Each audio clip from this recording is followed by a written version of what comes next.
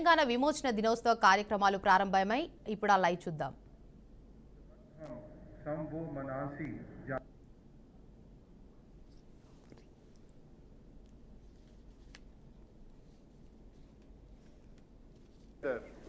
Let our minds be in harmony as the ancient gods, being of one mind, have accepted their share of the sacrifice. Rigveda का यह आह्वान भारतीय एकता, सद्भावना और सामूहिक उद्देश्य की उस स्थायी भावना को रेखांकित करता है जो आज भी हमारे राष्ट्र निर्माण के प्रयासों का केंद्र है.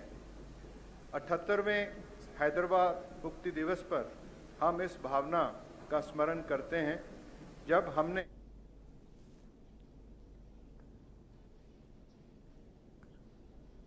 और हैदराबाद के संपूर्ण इलाके की सांस्कृतिक विरासत का आज हम उत्सव मना रहे हैं. हैदराबाद की सांस्कृतिक जीवंतता उसके व्यंजन, ललित कलाओं और त्योहारों तक फैली हुई है. विश्व प्रसिद्धि हैदराबाद के साथ हमेशा रही है. हैदराबाद की बिरयानी, शास्त्रीय कुचिपुड़ी नृत्य और संगीत परंपराएं आज भी फल फूल रही हैं. बोनालू जैसे त्यौहार जिसमें महिलाएं सजाए हुए कलश लेकर मंदिरों में चढ़ाने जाती हैं और दिवाली और ईद जैसे पर्व शहर की बहुसांस्कृतिक भावना और सांप्रदायिक सद्भावना का प्रतीक है. हैदराबाद की सांस्कृतिक धरोहर, उसके स्मारक, ललित कलाएं, कारीगर और त्यौहार हमें वह मूल्य दिखाते हैं जिन्हें भारत के लौह पुरुष सरदार वल्लभ भाई पटेल पवित्र मानते थे. विविधता में एकता, अखंडता और अडिग उद्देश्य हमारे सबके भावना के प्रतीक रहे हैं. सरदार पटेल की सबसे बड़ी विरासत थी कि 560 से अधिक रियासतें, जिसमें हैदराबाद भी शामिल था, का राष्ट्र में विलय यह कहते हुए किया कि अब हर भारतीय को भूल जाना चाहिए कि वह राजपूत है या सिख है या जाट है. उसे याद रखना चाहिए कि वह भारतीय है.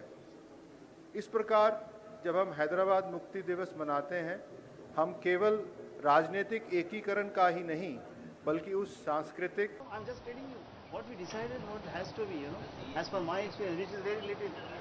తెలంగాణ ప్రజాస్వామ్య చరిత్రకు శ్రీకారం చుట్టిన శుభదినం.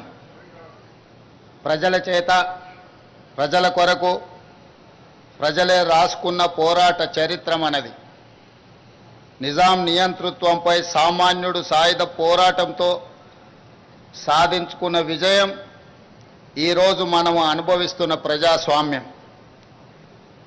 ప్రపంచ ఉద్యమాల చరిత్రలో సువర్ణ అక్షరాలతో లిఖించదగ్గ ఘనత తెలంగాణ సాయుధ పోరాటానిది. 1948 సెప్టెంబర్ 17 ఈ పోరాటంలో ప్రజలు విజయం సాధించి స్వేచ్ఛా పతాకను ఎగరవేసిన రోజు. ఈ గడ్డపై రాచరికానికి ఘోరీ కట్టి ప్రజాపాలనకు హారతి పట్టిన రోజు సెప్టెంబర్ 17. అందుకే ఇది ప్రజాపాలన దినోత్సవం. రాష్ట్ర ప్రజలందరికీ ప్రజాపాలన దినోత్సవ శుభాకాంక్షలు తెలియజేస్తున్నా. స్వేచ్ఛ మన జీవన విధానం. ఈ స్వేచ్ఛ సాధన కోసం ప్రాణత్యాగాలు సైతం వెనకాడని జాతి మనది. దీనికి చరిత్రనే సాక్ష్యం.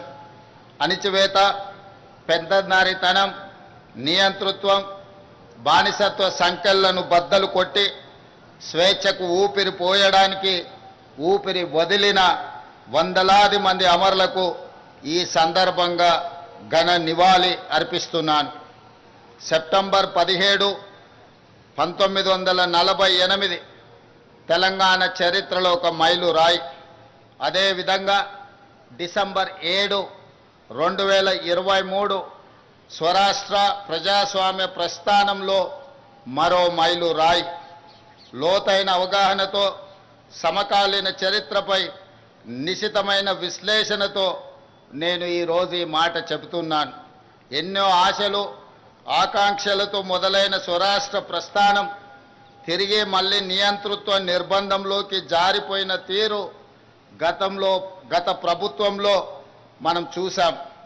నాటి సాయుధ పోరాట స్ఫూర్తితో నిన్నటి నియంతృత్వ పాలనను ఓడించి ప్రజాపాలనను తెచ్చుకున్నాం. అందుకే డిసెంబర్ 7, 2023 కూడా ఒక చారిత్రాత్మక సందర్భంగా భవిష్యత్ తరాలకు గుర్తుండిపోతుందని నేను భావిస్తున్నాను. 77 ఏళ్ల తెలంగాణ ప్రస్థానాన్ని, పోరాట చరిత్రను, ఇక్కడ ఉద్భవించిన ఉద్యమాల సరళిని సంపూర్ణంగా అకలింపు చేసుకొని ప్రజల ఆకాంక్షలను అర్థం చేసుకొని మేము ఈరోజు పరిపాలన చేస్తున్నాం. అహంకారపు ఆలోచనలు, బంధు ప్రీతి, అశ్రిత పక్షపాతానికి మా పాలనలో తావు లేదు. కష్టమైన నష్టమైన ప్రజలతో పంచుకుంటున్నాం. ప్రజల ఆకాంక్షలు, వారి ఆలోచననే ప్రామాణికంగా నిర్ణయాలు తీసుకుంటున్నాం. తీసుకున్న నిర్ణయాలలో మంచి చెడు విశ్లేషించే అవకాశాలను ఇస్తున్నాం. తప్పులుంటే దిద్దుకుంటున్నాం.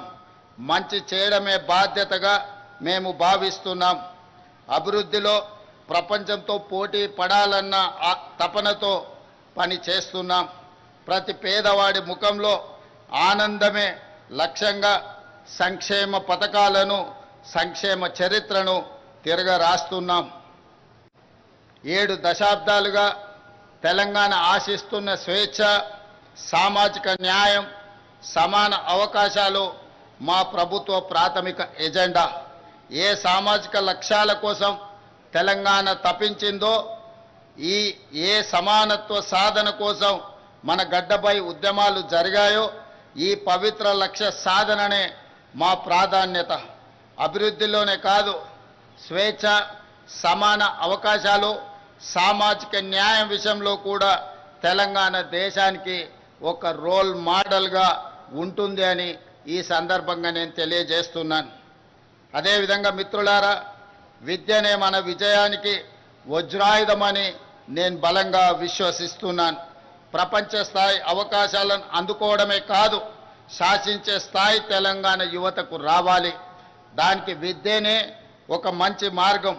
అందుకే గొప్ప విజన్తో యంగ్ ఇండియా ఇంటిగ్రేటెడ్ రెసిడెన్షియల్ స్కూల్స్ని మనం ఆలోచన చేసి ప్రారంభించుకున్నాం. ఈరోజు నేను చెబుతున్నాను, భవిష్యత్తులో తెలంగాణ విద్యా వ్యవస్థలో విప్లవాత్మక మార్పులకు ఈ స్కూళ్ళు కేంద్రాలుగా మారబోతున్నాయి. విద్యపై మేం చేస్తున్న వ్యయం ఖర్చు కాదు, భవిష్యత్ తెలంగాణకు పెట్టుబడిగా మేము భావిస్తున్నాం. తెలంగాణ బిడ్డలు అన్ని రంగాల్లో రాణించాలనేదే మా ఆలోచన. అందుకే విద్యతో పాటు క్రీడలకు ప్రాధాన్యత ఇస్తున్నాం. ఇన్నోవేషన్కు పెద్దపీట వేస్తున్నాం. Young India sports university, young India skills university, young India police school రేపటి తెలంగాణ భవితకు భరోసా కేంద్రాలుగా మారుతాయి. రేపటి తరాన్ని యాచకులుగా కాదు, స్వీయ శక్తిమంతులుగా మార్చాలన్న సంకల్పంతో పని చేస్తున్నాం. దీనికి అనుగుణంగా రాష్ట్ర విద్యా పాలసీని త్వరలో తీసుకురాబోతున్నాం. ఈనాడు తెలంగాణ రాష్ట్రంలో తెలంగాణ ఎడ్యుకేషన్ పాలసీని తీసుకురావడానికి ఒక కమిటీని నియమించి తెలంగాణ భవిష్యత్ అవసరాలను, అదేవిధంగా ప్రపంచ చిత్రపటంలో తెలంగాణ యువత యొక్క ప్రాధాన్యతను పెంచడానికి ఈరోజు మా ప్రభుత్వం లక్ష్యంగా పని చేస్తుంది. మిత్రులారా, మీకందరికీ తెలుసు, భూమి కోసం, భుక్తి కోసం, వ్యక్తి చాకిరి విముక్తి కోసం చాకలి ఐలమ్మ, మల్లు స్వరాజ్యం, ఆరుట్ల కమలాదేవి వంటి తెలంగాణ వీర వనితలు పోరాటంలో ముందుండి నాయకత్వ పటిమను చాటారు. ఆ నాయకత్వ వారసత్వాన్ని పునికి పుచ్చుకొని నేడు ప్రజా ప్రభుత్వంలో మన ఆడబిడ్డల విజయగాథలను దేశానికి ఆదర్శంగా నిలుస్తున్నాయి. మహిళా ఉన్నతి, తెలంగాణ ప్రగతి నినాదంతో కోటి మంది ఆడబిడ్డలను కోటీశ్వరులుగా చేయాలన్న లక్ష్యంతో మేము చేపడుతున్న కార్యక్రమాలు సత్ఫలితాలను ఇస్తున్నాయి. ఇందిరా మహిళా శక్తి పాలసీలో భాగంగా నారాయణపేట జిల్లాలో మహిళా సమైక్య ఆధ్వర్యంలో ఏర్పాటు చేసిన పెట్రోల్ బంకు ద్వారా 6 నెలల్లో 15,50,000 రూపాయల లాభం ఆర్జించి అవకాశం ఇస్తే అద్భుతాలు చేయగలరని మా ఆడబిడ్డలు ఈనాడు నిరూపించడం జరిగింది. డ్వాక్రా మహిళా సంఘాలు ఉత్పత్తులను విక్రయించేందుకు ప్రత్యేకంగా ఏర్పాటు చేసిన ఖమ్మం మహిళా మార్ట్ విజయవంతంగా నడుస్తుంది. రాష్ట్రంలో మరికొన్ని మహిళా మార్టులను ఏర్పాటు చేయాలని మా ప్రభుత్వం ఆలోచన చేస్తున్నది. అదేవిధంగా మిత్రులారా, ఆహార ధాన్యాల కొరత నుండి ఆహార సమృద్ధి సాధన వరకు ఈ దేశంలో వ్యవసాయ రంగానికి ప్రాధాన్యత ఇచ్చి రైతును రాజును చేసిన చరిత్ర కాంగ్రెస్ ప్రభుత్వాలది. హరిత విప్లవం నుండి ఉచిత విద్యుత్తు వరకు, రుణమాఫీ నుండి రైతు భరోసా వరకు రైతుల కోసం మనం రూపొందించిన సంక్షేమ పథకాలు ఎప్పటికప్పుడు కొత్త చరిత్రను సృష్టిస్తున్నాయి. ఆ వారసత్వాన్ని ప్రజాప్రభుత్వం కూడా మరింత గొప్పగా కొనసాగిస్తుంది. రాష్ట్రంలో 25,35,000 మంది రైతులకు 20,616 కోట్ల రూపాయల రైతు రుణమాఫీ చేసి రుణ విముక్తులను చేసిన రాష్ట్రము దేశంలోనే తెలంగాణ మొట్టమొదటిది. మాఫీ ఈ దేశంలో ఏ రాష్ట్రం చేయని విధంగా రైతులను ఆదుకునే ప్రయత్నం మా ప్రభుత్వం చేస్తున్నది. ఇందిరమ్మ రైతు భరోసా కింద 9 రోజుల్లో 9,000 కోట్ల రూపాయలు రైతుల ఖాతాలో వేసి పెట్టుబడికి భరోసా ఇచ్చాం. ఆర్థిక పరిస్థితి సహకరించకపోయినా రైతుల సంక్షేమ విషయంలో రాజీ పడలేదు. కేవలం ఏడాది కాలంలో 1,04,000 కోట్ల రూపాయల రైతు ప్రయోజనాలపై ఖర్చు చేసిన ప్రభుత్వం ఈ దేశంలో మరొకటి లేదు. 7,178 కొనుగోలు కేంద్రాలను ఏర్పాటు చేసి రైతుల వద్ద చివరి గింజ వరకు ధాన్యం కొంటున్నాం. ధాన్యం కొనుగోలు చేసిన 48 గంటల్లోనే రైతుల ఖాతాలో జమ చేస్తున్నాం. సన్నాలకు క్వింటాల్కు 500 రూపాయల బోనస్ ఇస్తున్నాం. రాష్ట్రంలో 29 లక్షల వ్యవసాయ మోటార్లకు 24 గంటల ఉచిత విద్యుత్తు అందిస్తున్నాం.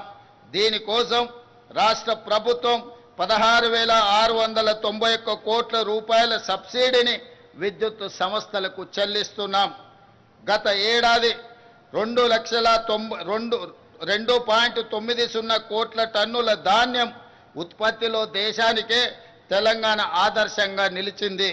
ఈ ఏడాది 2,80,00,000 మెట్రిక్ టన్నుల ధాన్యం ఉత్పత్తిలోనే దేశం అగ్రస్థానంలో నిలిచింది.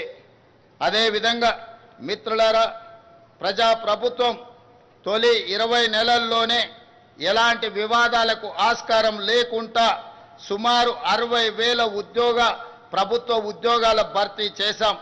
పోటీ పరీక్షల నిర్వహణలో అత్యంత పారదర్శకతతో వేగంగా ఫలితాలు వెల్లడించి నియామక పత్రాలు అందించాం. ఈ దేశ పరిపాలన వ్యవస్థలో తెలంగాణ భాగస్వామ్యం ఉండాలి.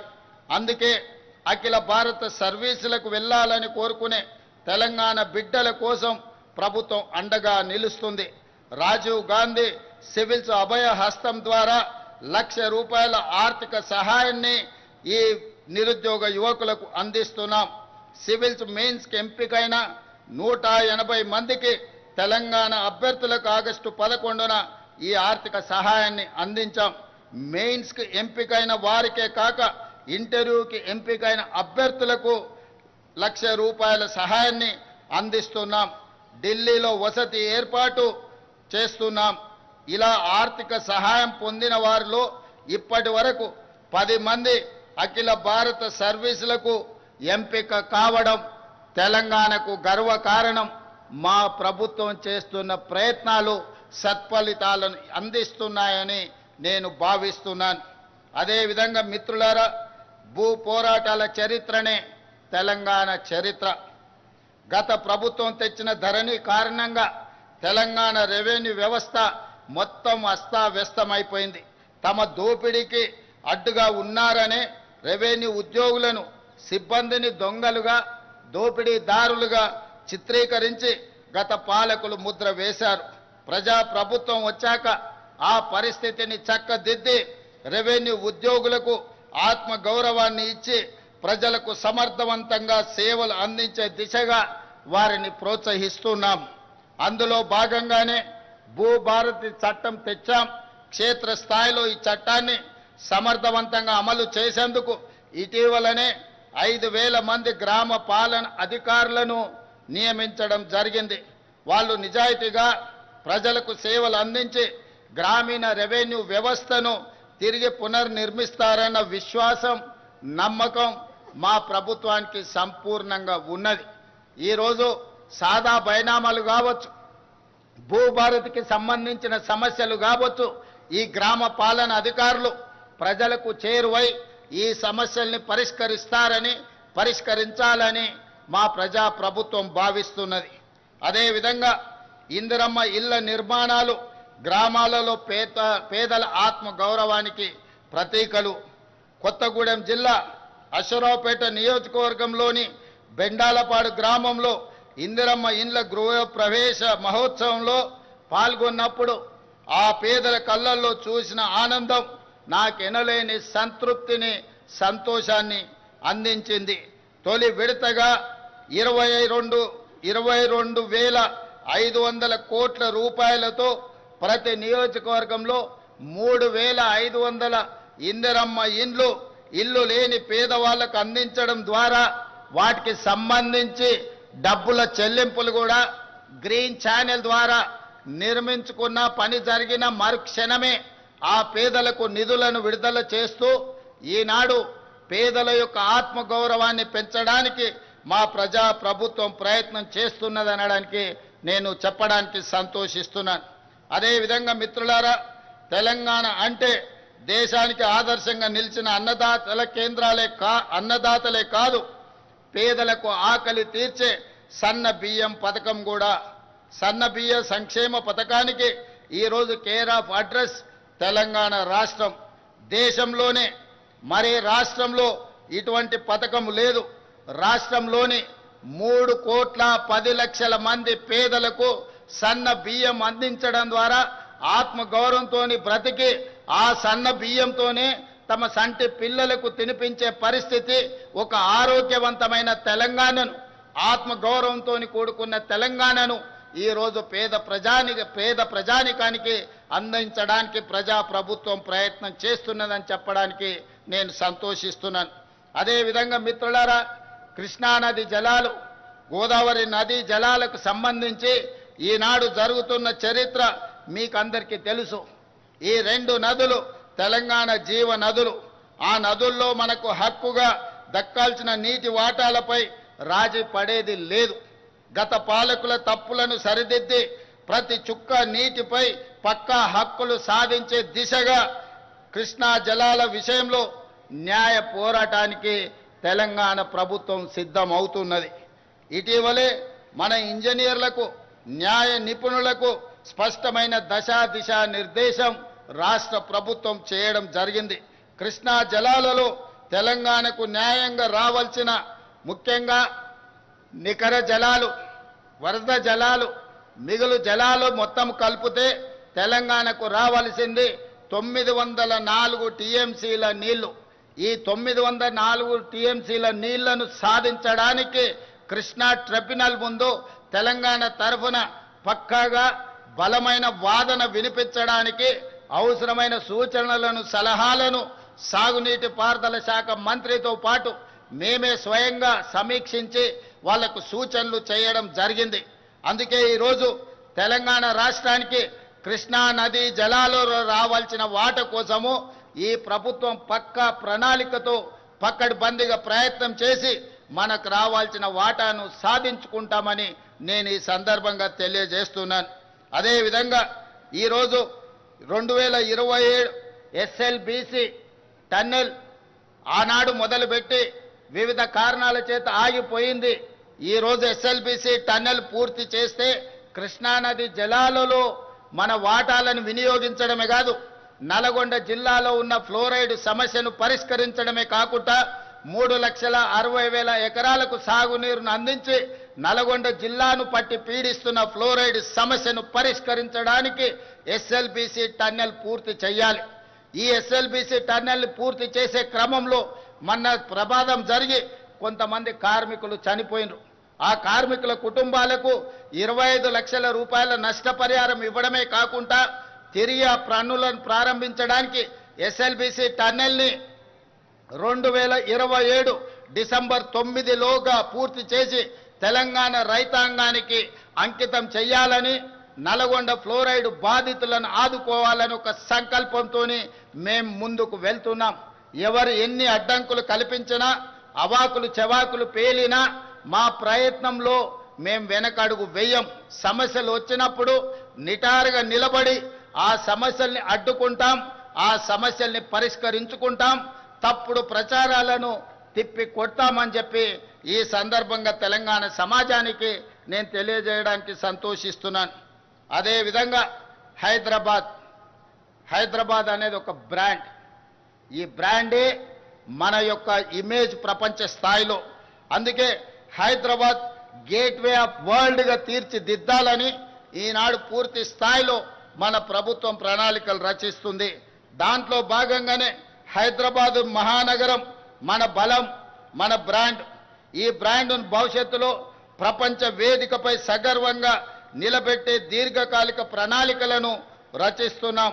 2035 నాటికి తెలంగాణ $1 ట్రిలియన్ ఎకానమీగా, 2047 నాటికి $3 ట్రిలియన్ ఎకానమీగా ఎదగాలన్నదే తెలంగాణ ప్రభుత్వం యొక్క లక్ష్యం. అది సాధించిన నాడు భారతదేశానికే కాదు ప్రపంచానికే హైదరాబాద్ గేట్వేగా మారుతుంది. ఆ దిశగా మొత్తం రాష్ట్రానికి మేము మాస్టర్ ప్లాన్ తయారు చేస్తున్నాం. అంతర్జాతీయ ప్రమాణాలతో కూడిన మౌలిక సదుపాయాలతో హైదరాబాద్ తెలంగాణ ఉండాలన్నది మా ప్రభుత్వం యొక్క సంకల్పం. రోడ్లు, విద్యుత్తు, అదేవిధంగా రవాణా సదుపాయాలు, మురుగునీటి పారుదల, వాతావరణ స్వచ్ఛత, ఇలా అన్ని కోణాల్లో అత్యంత స్వచ్ఛమైన సుఖమైన జీవన ప్రమాణాలతో కూడిన నగరంగా హైదరాబాదును మార్చాలని మేము ప్రయత్నం చేస్తున్నాం. ఈ దశగా ఇప్పటికే ప్రభుత్వం చేస్తున్న ప్రయత్నాలు సత్ఫలితాలను అందిస్తున్నాయి. 1,00,000 కోట్ల అంతర్జాతీయ పెట్టుబడులకు హైదరాబాదు కేర్ ఆఫ్ అడ్రస్గా మారుతుంది. గ్లోబల్ కేపబిలిటీ సెంటర్లకు హబ్గా మారుతుంది. హైదరాబాదు నగరానికి వచ్చే 100 ఏళ్ల తాగునీటి అవసరాలకు శాశ్వత పరిష్కారంగా గోదావరి జలాలను తీసుకువస్తున్నాం. దీనికోసం 7,360 కోట్ల రూపాయలతో గోదావరి 2వ దశ 3వ దశ పనులను ఇటీవలనే ప్రారంభించుకున్నామని తెలియజేయడానికి నేను సంతోషిస్తున్నాను. హైదరాబాద్ బ్రాండ్ ఇమేజ్ని పెంచేలా మూసీ పునరుజ్జీవన ప్రాజెక్టు, గాంధీ సరోవర్ ప్రాజెక్టులు ఉండబోతున్నాయి. ఈనాడు దేశంలో గుజరాత్ సబర్మతి సరోవర్ రివర్ ఫ్రంట్ని, ఢిల్లీ గంగానది రివర్ ఫ్రంట్ని, ఉత్తరప్రదేశ్ యమునా నది రివర్ ఫ్రంట్, గంగా నది ఉత్తరప్రదేశ్లో, యమునా నది ఢిల్లీలో రివర్ ఫ్రంట్లుగా అక్కడి ప్రభుత్వాలు ప్రక్షాళన చేస్తున్నాయి. గుజరాత్తో, ఢిల్లీతో, ఉత్తరప్రదేశ్తో పోటీ పడి తెలంగాణ రాష్ట్రం మన మూసీ నది ప్రక్షాళన చేసి హైదరాబాద్ ఒక సుందరమైన నగరమే కాదు, వాతావరణ కాలుష్యానికి దూరంగా అభివృద్ధి చెందిన నగరంగా తీర్చిదిద్దడానికి ఈనాడు ప్రణాళికలు సిద్ధం చేస్తున్నాం. ఈ ప్రణాళికలతో ముందుకు వెళ్తున్న సందర్భంలో ఎదురైతున్న ఛాలెంజ్లను పరిష్కరించుకుంటూ మూసీ పరివాహక ప్రాంతంలో నిరుపేదలు అత్యంత కష్టమైన జీవితాన్ని గడుపుతున్నారు. నిన్నగాక మొన్న కురిసిన అత్యధిక వర్షాలు, క్లౌడ్ బస్ట్ వల్ల పేదల జీవితాలు అతలాకుతలమే కాదు, పేదలు మూసీ నదిలో కొట్టుకుపోయినారు. దీనికి ప్రధానమైన కారణం ఎక్కడ నివసించడానికి అవకాశం లేక హైదరాబాదు నగరంలో జీవనాధారం కోసం వచ్చిన వివిధ ప్రాంతాల వాళ్ళు మూసీ పరివాహక ప్రాంతంలో గుడిసెలేసుకొని జీవనం సాగిస్తున్నారు. ఈ గతంలో జరిగిన తప్పిదాల వల్ల ఈనాడు ఆ పేదల జీవితం దుర్భరమైంది. ప్రజలు కొట్టుకొని పోతున్నారు మూసీ నదిలో.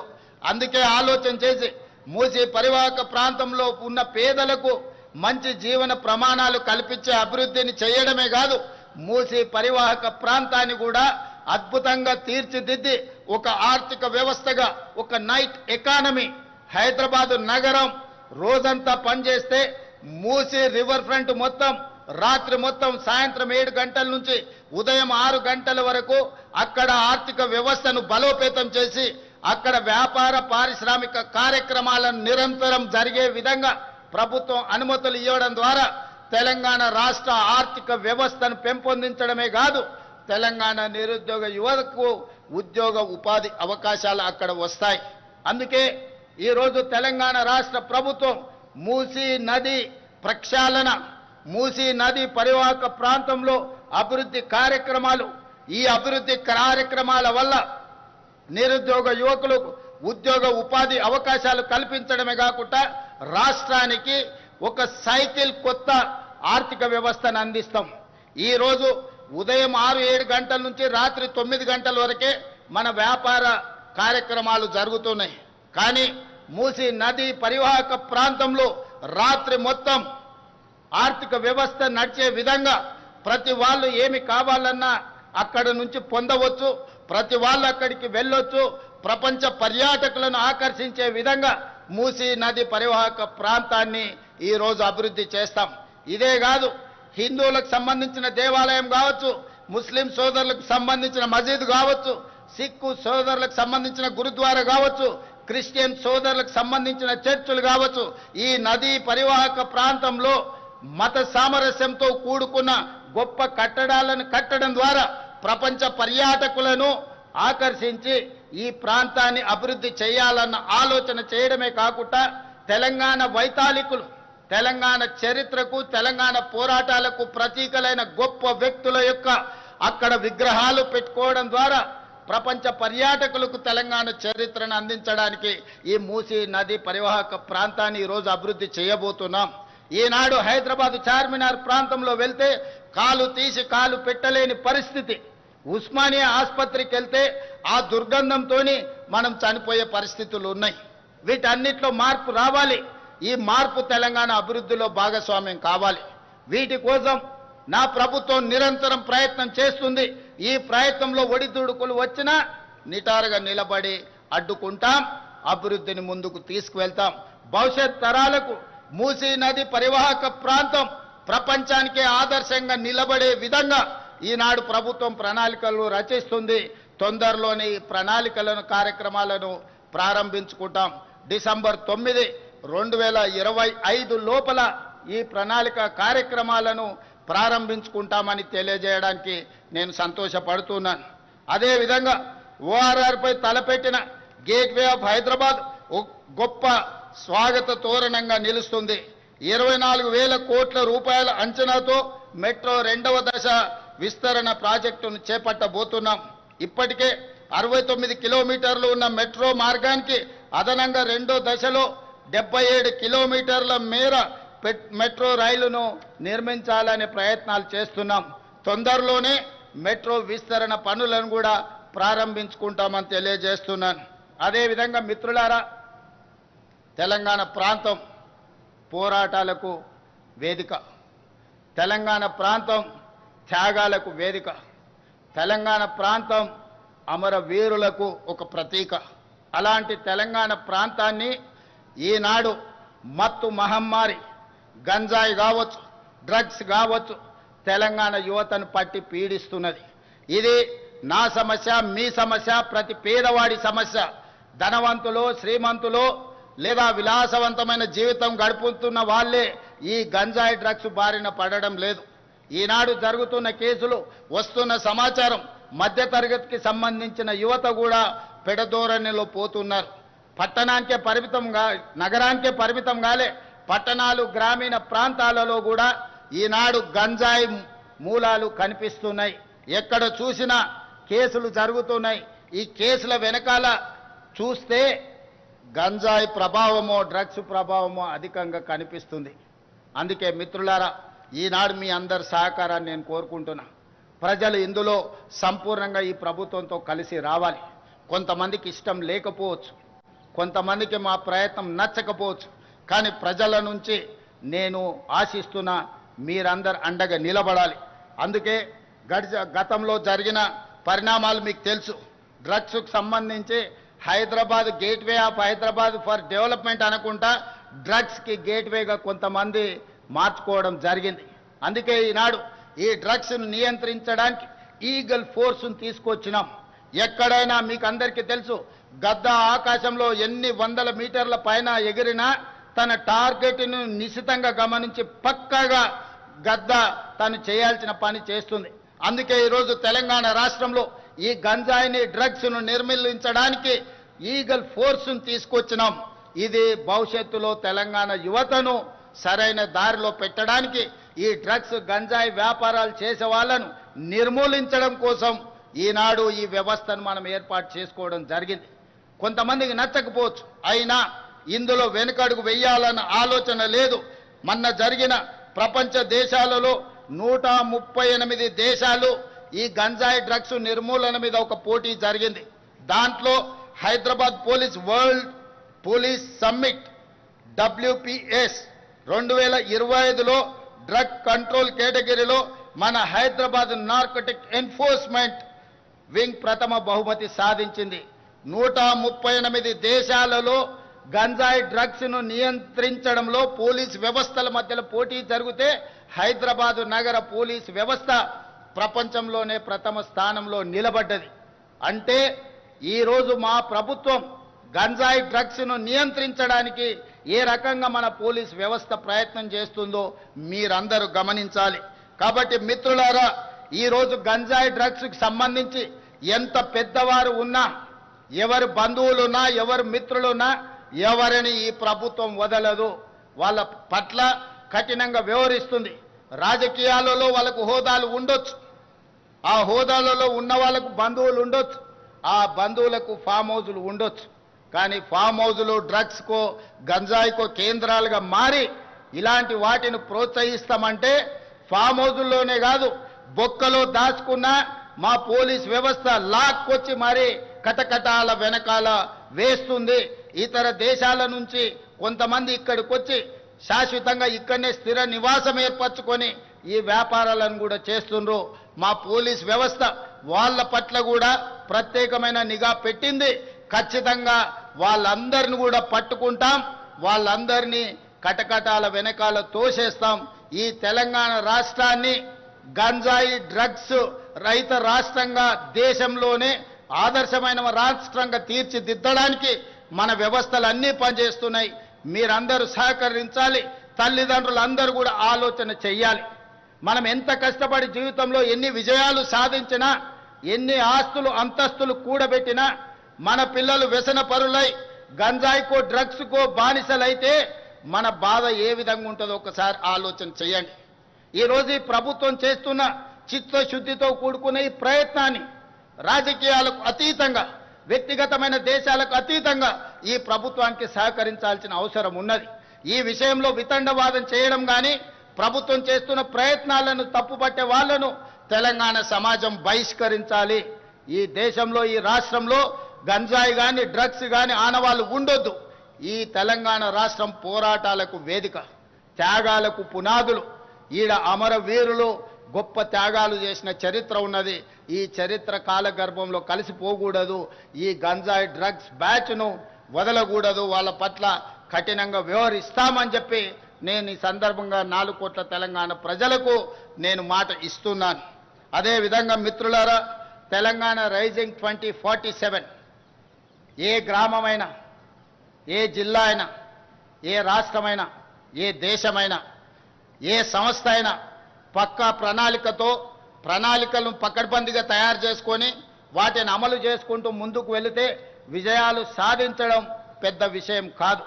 ఆ విధమైన ప్రణాళికల కోసమే తెలంగాణ రాష్ట్ర ప్రభుత్వం తెలంగాణ రైజింగ్ 2047 విజన్ డాక్యుమెంట్ను పూర్తి చేసుకుంటున్నాం. 2047కి దేశానికి స్వతంత్రం వచ్చి 100 సంవత్సరాలు పూర్తి చేసుకోబోతున్నాం. 100 సంవత్సరాల స్వతంత్ర భారతదేశంలో ఈ దేశమే కాదు, తెలంగాణ రాష్ట్రం ఏ విధంగా ప్రపంచంతో పోటీ పడి అభివృద్ధి జరిగిందో ఒక నమూనాగా తెలంగాణను తీర్చిదిద్దాలని, భవిష్యత్ తరాలకు ఒక విజన్ డాక్యుమెంట్ ఇవ్వాలని ఈనాడు తెలంగాణ రాష్ట్ర ప్రభుత్వము ప్రయత్నం చేస్తున్నది. ఈ రాష్ట్ర ప్రభుత్వం చేస్తున్న ప్రయత్నం తెలంగాణ రైజింగ్ 2047 విజన్ డాక్యుమెంట్ని డిసెంబర్ 9, 2025 నాడు తెలంగాణ జాతికి అంకితం చేయడం జరుగుతుంది అని చెప్పి నేను ఈ సందర్భంగా మిత్రులందరికీ సవినయంగా తెలియజేస్తున్నాను. అదేవిధంగా మిత్రులారా, ఈ పాలసీ డాక్యుమెంటే తెలంగాణ ఆర్థిక వ్యవస్థకు అభివృద్ధికి ఒక గేమ్ చేంజర్గా మారుతుంది. అందుకే ఈనాడు మేధావులు తెలంగాణ అభివృద్ధిలో భాగస్వాములు కావాలనుకున్న వాళ్ళు ఈ ప్రభుత్వానికి సూచనలు సలహాలు ఇవ్వండి, మీ అనుభవాన్ని తెలంగాణ కోసం వినియోగించండి. ఈ తెలంగాణ రాష్ట్రం చేసే ప్రణాళిక తెలంగాణ రైజింగ్ 2047 విజన్ డాక్యుమెంట్ ఈ దేశానికే ఆదర్శంగా నిలబడాలి. ఈరోజు నీతి ఆయోగ్ కావచ్చు, ప్రధానమంత్రి సమావేశాలలో తెలంగాణ రాష్ట్ర ప్రభుత్వం తరఫున నేను మా ఉప ముఖ్యమంత్రి గారు ఈ అంశాలను ప్రస్తావించినప్పుడు కేంద్ర ప్రభుత్వం కూడా ఆసక్తిగా వినడం జరిగింది. మా ప్రణాళికలకు సహకరించడానికి కూడా మాట ఇవ్వడం జరిగింది. అందుకే ఈరోజు మనం రచించుకోబోయే తెలంగాణ రైజింగ్ 2047 రాబోయే 100 సంవత్సరాలకు అభివృద్ధి నమూనాగా పక్కా ప్రణాళికతో ముందుకు వస్తున్నాం. ఈ ప్రణాళిక తెలంగాణ ముఖ చిత్రాన్ని మార్చబోతుంది. ఈ ప్రణాళికనే తెలంగాణ నిరుద్యోగ యువతకు ఉజ్వల భవిష్యత్తును అందించబోతుంది అని చెప్పి నేను ఈ సందర్భంగా తెలియజేస్తున్నాను మిత్రులారా. అదేవిధంగా ఇందులో భాగంగానే భారత్ ఫ్యూచర్ సిటీ ఈరోజు 400 సంవత్సరాల ముందు కులీ కుతుబ్ షాహీలు, నిజాం సర్కార్లు, అదేవిధంగా బ్రిటిషర్సు, అదేవిధంగా ఉమ్మడి రాష్ట్రంలో ఆనాటి ముఖ్యమంత్రులు ఈరోజు హైదరాబాద్ను, సికింద్రాబాద్ను, సైబరాబాద్ను నిర్మించడం జరిగింది. ఈరోజు మన అవసరాలు పెరిగిపోయినాయి. ఈరోజు ఉన్న వ్యవస్థ, ఈ ఉన్న మొత్తం మనకున్న సిస్టమ్ అంతా కూడా సరిపోవడం లేదు. అందుకే ఈరోజు తెలంగాణ రాష్ట్ర ప్రభుత్వం పూర్తి స్థాయిలో ఆలోచన చేసి ఒక గొప్ప నగరాన్ని నిర్మించాలి, అది భారత్కే ఒక ఫ్యూచర్ సిటీగా, ఒక భవిష్యత్తు నగరంగా ఉండాలని ఆలోచన చేసి శంషాబాద్ ఎయిర్పోర్ట్కు కూతవేటు దూరంలో ఈనాడు భారత్ ఫ్యూచర్ సిటీని ప్రణాళికలు చేస్తున్నాం. దాదాపుగా 30,000 ఎకరాలలో ప్రపంచంలోనే ఒక అభివృద్ధి చెందిన నగరంగా ఈరోజు కొత్త నగరాన్ని నిర్మించుకోబోతున్నాం. దీనికి కూడా తొందరలోనే పనులు ప్రారంభిస్తాం. వాటన్నిటి కూడా ప్రణాళికలు సిద్ధమైనవి. కొంతమంది అక్కడి ప్రాంత రైతులను, ఆ ప్రాంత ప్రజలను రెచ్చగొట్టాలన్న ఆలోచన చేస్తారు. వాళ్ళు చేయనిది ఇతరులు ఎవరు చేసినా వాళ్ళ యొక్క అక్కసు, అసూయ వాళ్ళ మాటల్లో కనిపిస్తుంది. ఇలాంటి వాటిని తిప్పికొట్టాలి. ఒక గొప్ప నగరాన్ని నిర్మించుకునే అవకాశం ఈ తెలంగాణ రాష్ట్ర ప్రజలకు దక్కింది. అందుకే భారత్ ఫ్యూచర్ సిటీ నిర్మాణంలో ఆ ప్రాంత రైతులు కానీ, ఆ ప్రాంత ప్రజాప్రతినిధులు అందరూ కలిసి రావాలి. వాళ్ళందరికీ అవగాహన కల్పించే కార్యక్రమాన్ని కూడా రాష్ట్ర ప్రభుత్వం తీసుకుంటుంది. రేపు భవిష్యత్ నగరం ప్రపంచానికే వేదిక కాబోతుంది. పెట్టుబడులకు కానీ, సాంకేతిక నైపుణ్యాన్ని కానీ, అభివృద్ధి ప్రణాళికలకు అదొక వేదిక కాబోతుంది. ఇది తెలంగాణ రాష్ట్ర ఆదాయాన్ని పెంచడమే కాకుండా తెలంగాణ రాష్ట్రాన్ని ఆర్థిక రంగంలో నిలదొక్కునేలా చేసి ఒక ధనిక రాష్ట్రంగా తెలంగాణను తీర్చిదిద్దే అవకాశం ఉంది. దానికి కూడా మీరందరి సహకారం ఉండాలి, ప్రజలకు అవగాహన కల్పించాలి అని చెప్పి మన వాళ్ళందరినీ, ప్రజాప్రతినిధులను, ప్రజా సంఘాలను కూడా నేను రిక్వెస్ట్ చేస్తున్నాను. దానికి రీజనల్ రింగ్ రోడ్డు అభివృద్ధికి రాచమార్గంగా మారబోతుంది. ఈరోజు 160 కిలోమీటర్ల ఔటర్ రింగ్ రోడ్డు ఈరోజు మనకింత అభివృద్ధి తెచ్చిపెట్టింది. ఈనాడు రీజనల్ రింగ్ రోడ్డు ప్రతిపాదన కేంద్ర ప్రభుత్వం దాదాపుగా ఆమోదించింది. రీజనల్ రింగ్ రోడ్డు 360 కిలోమీటర్లు రాబోతుంది. రీజనల్ రింగ్ రోడ్డుతో పాటు రీజనల్ రింగ్ రైలు ప్రణాళికలు కూడా కేంద్ర ప్రభుత్వం దాదాపుగా ఆమోదించింది. అదేవిధంగా ఈరోజు రీజనల్ రింగ్ రోడ్డుకి, ఔటర్ రింగ్ రోడ్డు నుంచి రీజనల్ రింగ్ రోడ్డుకి మధ్యలో మనం రేడియల్ రోడ్స్ వేసుకోబోతున్నాం కొత్తగా. ఈరోజు హైదరాబాద్ కానీ, బెంగళూరు రోడ్డు కానీ, లేకపోతే ముంబై రోడ్డు కానీ ఆల్రెడీ గ్రామాలు, పట్టణాలు అభివృద్ధి చెందినాయి. రోడ్డు వైడనింగ్లో వాటిని కూలగొట్టాలంటే చాలా కష్టమైన పని అయింది, పేదలకు నష్టం జరుగుతుంది. అందుకే నూతనంగా రేడియల్ రోడ్స్ ప్లాన్ చేస్తున్నాం. ఈనాడు మనము ఫ్యూచర్ సిటీ నుంచి ఒక రేడియల్ రోడ్, అదేవిధంగా బుద్వేల్ కోత్వాల్గూడ నుంచి ఈరోజు చందన్వాల్లి నుంచి కొడంగల్ వరకు ఇంకొక రేడియల్ రోడ్డుని ఈ రకంగా 10 నుంచి 12 రేడియల్ రోడ్స్ని ఔటర్ రింగ్ రోడ్డు నుంచి రీజనల్ రింగ్ రోడ్డుకు వేయదలుచుకున్నాం. ఇదే కాదు, ఈనాడు కేంద్ర ప్రభుత్వంతో మాట్లాడాం. బుల్లెట్ ట్రైన్ అంటే జనాలు జపాన్ గురించి జపాన్ వైపు చూస్తారు. జపాన్ తర్వాత నరేంద్ర మోడీ గారు గుజరాత్కు తీసుకెళ్ళాడు. నేను అడిగిన ప్రధానమంత్రి గారిని మాకు కూడా బుల్లెట్ ట్రైన్ కావాలి, సౌత్లో ఉండే నగరాలకు కనెక్టివిటీ పెరగాలని. మొన్న జరిగిన ప్రభుత్వ సమీక్షలో కేంద్ర ప్రభుత్వం నుంచి ప్రతినిధులు వచ్చిండ్రు. ఈనాడు ఫ్యూచర్ సిటీ నుంచి అమరావతి, అమరావతి నుంచి చెన్నైకి బుల్లెట్ ట్రైన్, అదేవిధంగా ఫ్యూచర్ సిటీ నుంచి బెంగళూరుకు బుల్లెట్ ట్రైన్, బెంగళూరు నుంచి చెన్నైకి బుల్లెట్ ట్రైన్ ప్రతిపాదనలు ఈరోజు మన ముందు ఉన్నాయి. భవిష్యత్తులో ఎక్స్ప్రెస్ గ్రీన్ఫీల్డ్ హైవేలే కాదు, వాటితో పాటు బుల్లెట్ ట్రైన్ కూడా ఈరోజు మనకు రాబోతుంది. ఇవన్నీ కూడా గ్రోత్ ఇంజన్లుగా మారబోతున్నాయి. అందుకే మనకు ఈరోజు తెలంగాణ అభివృద్ధి ప్రణాళిక ఒక గొప్పగా మనం ప్రయత్నం చేస్తున్నాం. వీటన్నిటిలో మీ అందరి సహకారం ఉండాలి. జపాన్, సింగపూర్ లాంటి దేశాలు అభివృద్ధి చెందినాయని మాట్లాడుతున్నాం. అభివృద్ధి చెందడానికి ప్రధానమైన కారణం నాయకుల యొక్క సంకల్పం, ప్రభుత్వాల యొక్క ప్రణాళిక. అందుకే ఈనాడు జపాన్ కావచ్చు, సింగపూర్ కావచ్చు, లేకపోతే ఇతర అభివృద్ధి చెందిన దేశాలు ఏవైనా సరే మన ప్రాంతం వెనుకబడి ఉండకూడదు. మనకు మేధస్సు ఉంది, మనకు పరిస్థితులు ఉన్నాయి, మనకు ప్రణాళికలు ఉన్నాయి. వీటిని అమలు చేసే సంకల్పం ఒకటే ఇంతకాలం లేదు తెలంగాణ రాష్ట్రంలో. ఇప్పుడు ఆ సంకల్పంతో తెలంగాణ రాష్ట్ర ప్రభుత్వం ప్రయత్నం చేస్తుంది. అక్కడక్కడ భూమి కోల్పోతున్న రైతులకు సరైన నష్టపరిహారం ఇచ్చి ఆదుకుంటాం. వాళ్ళందరూ కూడా అభివృద్ధికి సహకరించాలి. కొంతమంది రాజకీయాల కోసం కొన్ని ఆలోచనలు చేసి ఈ స్థలాలు పోతున్న రైతులను రెచ్చగొట్టాలని, రోడ్ల మీదకి తేవాలనే ప్రయత్నం చేస్తున్నారు. ఈ ప్రయత్నాలు తెలంగాణ అభివృద్ధిని అడ్డుకుంటాయి. తెలంగాణ అభివృద్ధి నిరోధకులుగా కొంతమంది మారి రాజకీయ స్వార్థం కోసం ఎవరైనా పని చేస్తే వాళ్ళ పట్ల తెలంగాణ సమాజం అప్రమత్తంగా ఉండాలి. ఈనాడు తెలంగాణ అభివృద్ధి చేసుకోకపోతే, మనం ఈనాడు తెలంగాణను ప్రపంచంతో పోటీ పడే విధంగా తీర్చిదిద్దుకోకపోతే మన భవిష్యత్ తరాలకు మనమే తీరని నష్టం చేసిన వాళ్ళమవుతాం. కాబట్టి ఈనాడు మనందరం ఒక ప్రతిజ్ఞ తీసుకుందాం, తెలంగాణ అభివృద్ధిలో భాగస్వామ్యం అవుదాం. ఈ తెలంగాణను ప్రపంచంతో పోటీ పడే విధంగా తీర్చిదిద్దుకుందాం. ఎన్నికలు వచ్చినప్పుడు ఎన్నికల్లో పోటీ పడదాం. ఎజెండాలు జెండాలు పక్కన పెట్టండి. ఈ రోజు ప్రభుత్వం ప్రణాళికబద్ధంగా చేస్తున్న అభివృద్ధిలో కలిసి రాండి. ఒకవేళ రావడం ఇష్టం లేకపోతే మీరు మౌనంగా ఉన్నా పర్వాలేదు. ఈ ప్రభుత్వం ప్రజల కోసం నిరంతరం పని చేస్తానే ఉంటుంది. ప్రజలు ఇచ్చిన మాట, ప్రజలు ఇచ్చిన ఆశీర్వాదం మాకు అండగా ఉన్నంత కాలం ఈ తెలంగాణ రాష్ట్రాన్ని అభివృద్ధి పదం వైపు నడిపిస్తాం. ఈ రోజు సంక్షేమము, అభివృద్ధి రెండు కళ్ళు తెలంగాణ రాష్ట్ర ప్రభుత్వానికి. ఈ సంక్షేమాన్ని, ఈ అభివృద్ధిని రెండు కళ్ళలాగా భావించి ప్రపంచంతోనే పోటీ పడే విధంగా తెలంగాణ రాష్ట్రాన్ని తీర్చిదిద్దుతానని మీ అందరి సహకారం, మీ అందరి ఆశీర్వాదం ఉండాలని ఈ వేదిక మీద నుంచి విజ్ఞప్తి చేస్తూ మీ అందరి దగ్గర సెలవు తీసుకుంటున్న మిత్రులారా, జై హింద్, జై తెలంగాణ.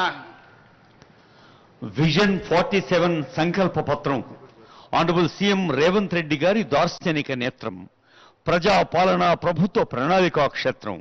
ముఖ్యమంత్రి గారి సందేశాన్ని మనందరం అంకిత భావంగా మలుచుకుందాం. దిల్ దిమాగ్ కలగలిపి సాగుతూ ప్రపంచ విశ్వాసాన్ని గెలుచుకుందాం. మన తెలంగాణ కోసం, ఘన తెలంగాణ కోసం ఎప్పుడూ నిలబడుదాం. జాతీయ గీతాలాపన కోసం ఇప్పుడు నిలబడదాం.